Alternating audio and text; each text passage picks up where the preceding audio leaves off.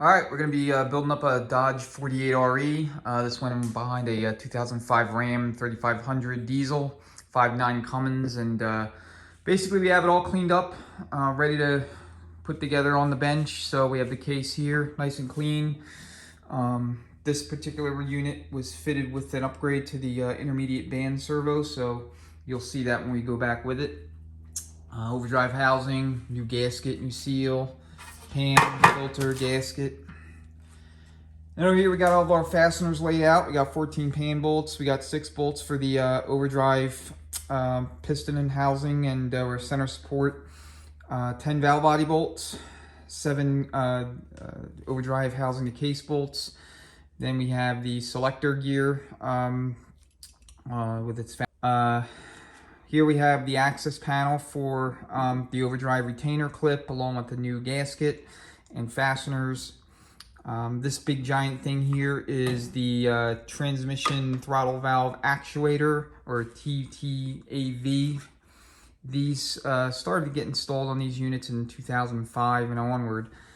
Then we have the digital range sensor, new O-ring for it, fasteners, and then these are the bolts that secure the TTAV to the case. So the first part of the trans we're going to work on is the overdrive section.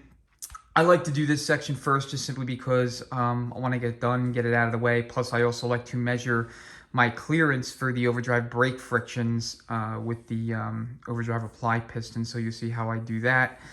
And then once this is done, then we'll go ahead and we'll assemble the rest of the case, put that all together. The one part I am waiting on right now, I don't have it, is the overdrive apply piston housing itself.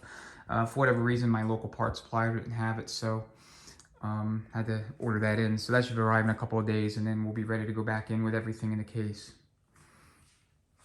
So over here, we have the new valve body. Valve body is a Sonics updated or upgraded valve body. So all new solenoids, new case connector, new wiring, etc. A couple of things that you have to move over. Valve body comes with its own manual valve, D10 ball, and spring. So we have to move that over along with the rooster comb and the throttle valve assembly and the little fastener that holds the case connector to the valve body. So that's what we got going in store for us today. And so it should be an interesting build. Let's take a look real quick at what came out of the transmission. So this is the intermediate band. It's worn out. Here's the old center support / overdrive piston housing. As you can see, it's pretty scored up both inside and outside. And then here where the piston sits, the sealing surface is somewhat worn. The overdrive brake frictions are burnt, so they were scored up pretty bad. Basically, this transmission was slipping in 4th gear. That's why it got taken out and put on the bench.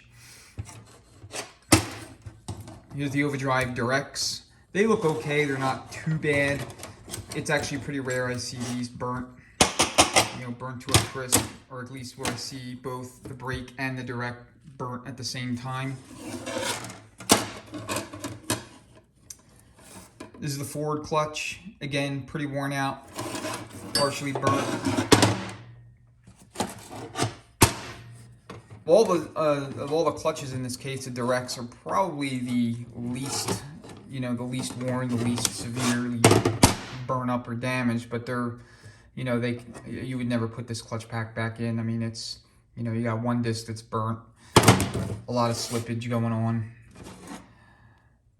This is the low reverse band. This band's actually in pretty good shape. Almost no wear to it. It's pretty rare that you see these real burn up. Usually when you see the reverse band burnt up, I mean, the rest of the case is either grenaded or the, everything is burnt to a crisp, usually because it was low on fluid. Or a lot of times you'll have a transmission that has like over 100,000 miles or what have you on it, and the fluid was never changed out in it. But all in all, this unit was pretty clean inside, all things considered. There was no hard part damage. Nothing, in the gear train we had to replace. Nothing, drum wise, shafts, everything looks good. This is the reusable gasket. I like to clean these up, and what I'll do is I'll keep this in the vehicle just in case, for whatever reason, I got to drop the pan when I'm out on the road or whatever. I could put that right back on. There was no leaking coming from the pan. So anyway, let's get to it.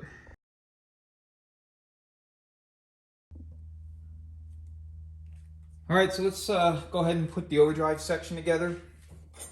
First thing I like to do is start with the overdrive clutch hub and overdrive direct friction pack, or stack up rather. So first thing you're gonna do is you're gonna put the backing plate on, and you'll notice that there's a counter bore here with a step.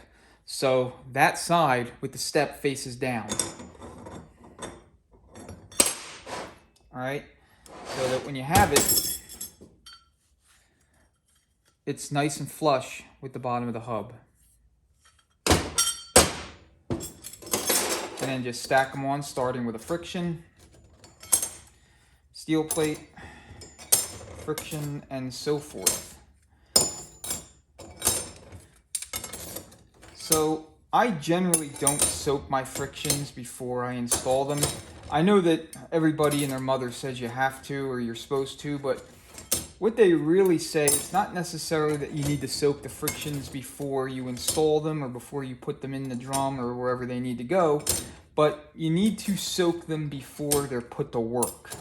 So the reason I don't like to soak the frictions beforehand is because when you soak them up, you know, the frictions right now, as you can see, they're, you know, nice and loose with the steels. There's no, you know, kind of adhesion that takes place when they're soaked. But once they're all soaked, they exert a ton of drag. And when you spin the input shaft end or the output shaft, you know, it's very difficult to spin. And the reason why I like the input and output shaft to spin real easy is so that in the event I make a mistake or there's something wrong with the way one or more clutch packs are assembled, I'm gonna feel that. It'll be very obvious. When you feel it, you'll feel like a kind of a binding or maybe a galling or something just won't feel right. And you'll be able to tell right away that you need to go back in and fix a problem. But if there's, you know, if the clutches are laden with fluid and they're soaked and they're impregnated, they're gonna be, you know, it's gonna be very difficult to turn those shafts, and you're not gonna feel anything that might be wrong inside the case. So that's why I personally don't like to soak my frictions. Now, what I tell anybody, if I'm doing this for somebody or if, you know, if it's for my own vehicle, I will fill the transmission with fluid. I'll fill the torque converter up with a couple of quarts, and then I'll get it up to capacity and then run the engine for a while, maybe like, you know, 30 seconds, a minute, and then I'll shut it off and I'll walk away and I'll let all the frictions have an opportunity to soak in. And then once they're all soaked in and they're all, you know, impregnated with fluid, then at that point, I'll be ready to take a test drive. So, but anyway, here's the stack up. This is what it looks like. There's 10 friction plates, 9 steel plates, your backing plate, and your apply plate. And then here is the brand new waved snap ring that secures itself into the drum. This is critically important that you replace this on every build for all of these Dodge 40 series transmissions. So your 46 RH, REs, 47s, 48s. This is a very common, in fact, it's probably the most common pattern failure with these units, and that is the breakage of the Overdrive Direct snap ring. Here's the old one. The old one, there's, you know, superficially, there's nothing wrong with it. Nothing appears to be wrong with it, but it's got 100,000 miles on it. It's basically, you know, an accident waiting to happen. So you want to make sure that you replace this. All right, so now we're going to go ahead and put the drum. We're going to kind of marry the drum with the output shaft and slash ring gear assembly here. So just kind of stick this in here.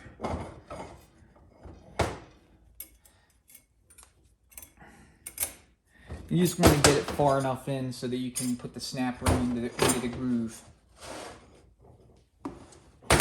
Oops.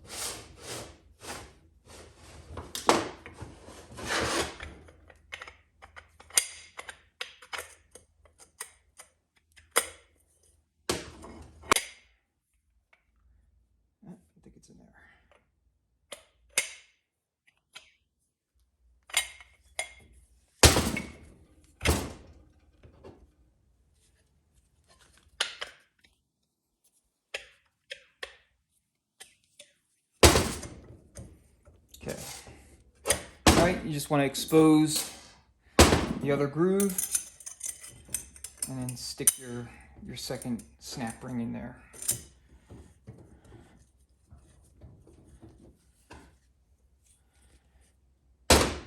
All right, so that's done. I'm gonna hold off on putting the support bearing on. That's this piece here. Now, it's pretty rare that these are damaged or messed up. The transmission had to have gone through some hellacious abuse for these to be bad. I've done a couple where these were actually damaged. I had to replace them. They felt like there was a gallon of sand dumped in between the bearings, but both of those transmissions were completely grenaded. So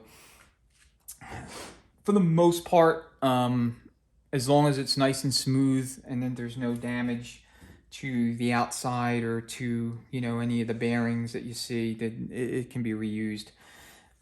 What I'll do is I'll soak this in fluid and then for 5 minutes and then install it once everything else is together.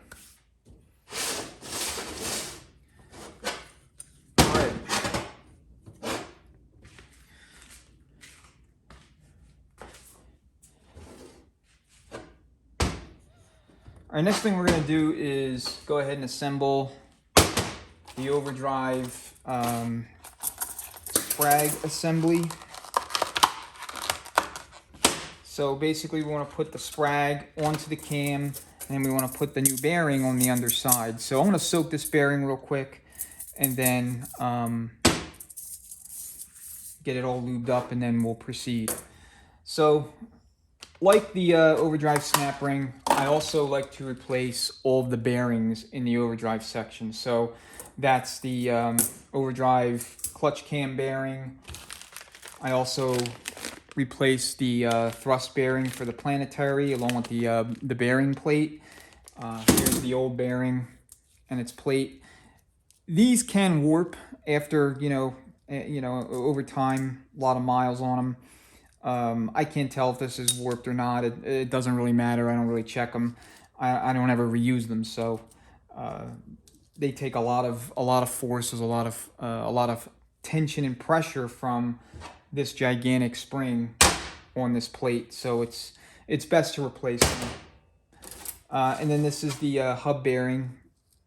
This is the new one. Here's the old one. The old one feels fine to me. I'm sure in a pinch I could reuse it. I don't think I'd have any qualms about it, but again, it's replaced. And then here is the original Overdrive sprag along with the bearing for the sprag cam. So again, this feels fine, but it's best to replace this stuff. So that's what we're gonna do. So let me go ahead and get some fluid over here.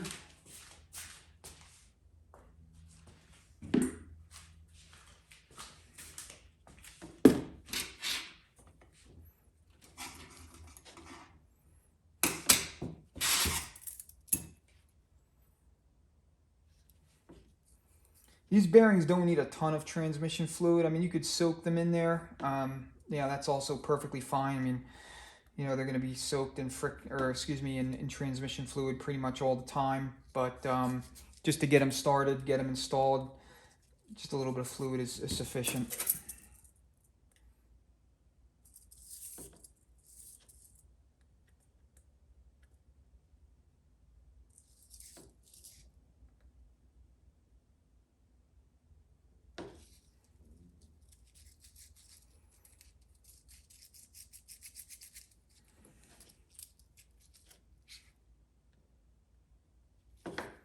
You want that bearing to be nice and smooth.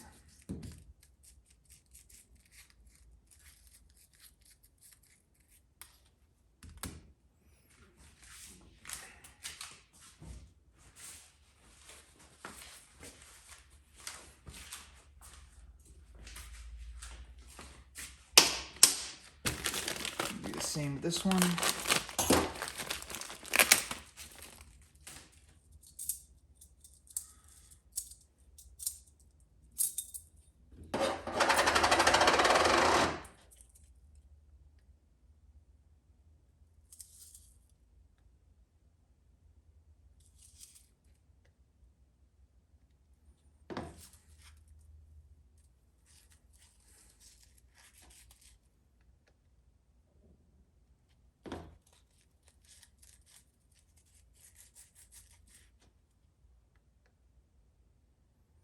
This one's a little bit bigger. It's going to need a little bit more fluid than these others. But you want to make sure that all these bearings do have adequate transmission fluid going through them before you install them.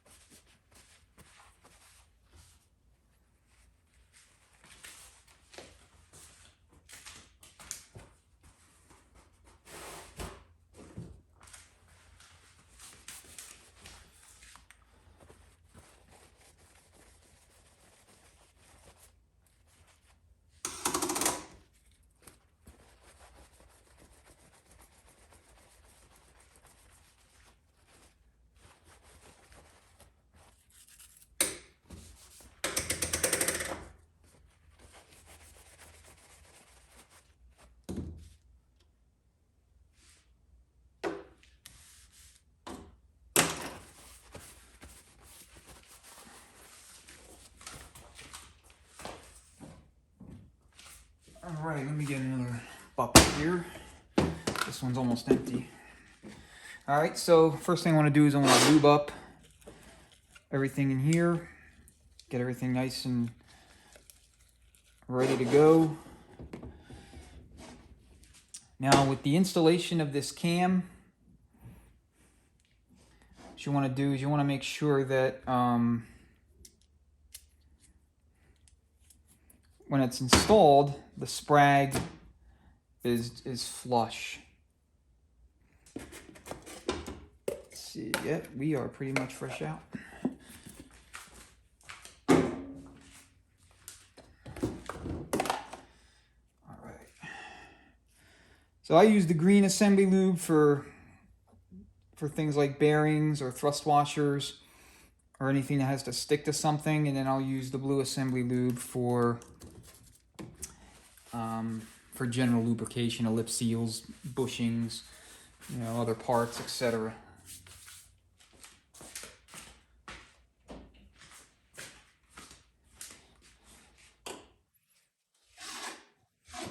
All right, so we got our bearing installed. You want to check the sprag race, the inner race portion. You want to make sure it's nice and shiny, that there's no gouging, there's no marring, no scarring, nothing like that.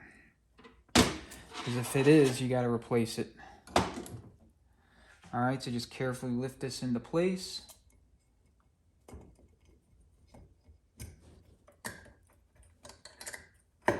And rotate it counterclockwise to seat.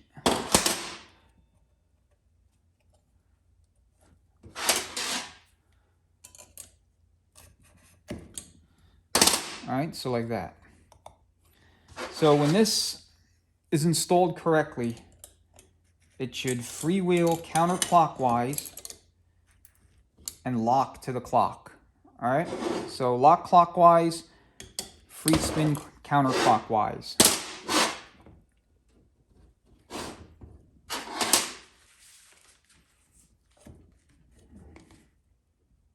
Make sure it's in there and fully seated.